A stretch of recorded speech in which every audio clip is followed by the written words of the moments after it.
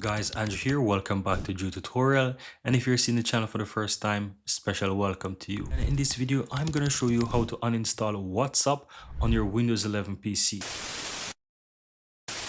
So as you can see here guys, I'm on my Windows 11 computer, and to uninstall WhatsApp from my computer, I'm going to simply right click on the Windows button here in the taskbar and go to install apps.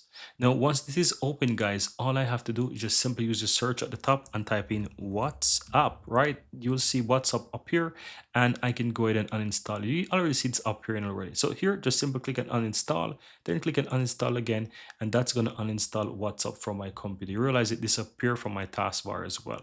And that's it. Very easy and very simple. Now, if you want to install it again, it's very easy to do. Click the Windows key on your keyboard, type in Microsoft Store, or you can simply find Microsoft Store by simple typing Store, and you will find Microsoft Store on your computer here. Open that, and you can search for the WhatsApp here. You should be able to find WhatsApp from the popular apps. So if you scroll down, you will see on the top three, you will find WhatsApp as well. You can simply click on it here, and you'll be able to install the WhatsApp from here. Otherwise, you can use the search at the top here to search and find it. No, once you find it, simply click on get, and this is going to get the WhatsApp for you.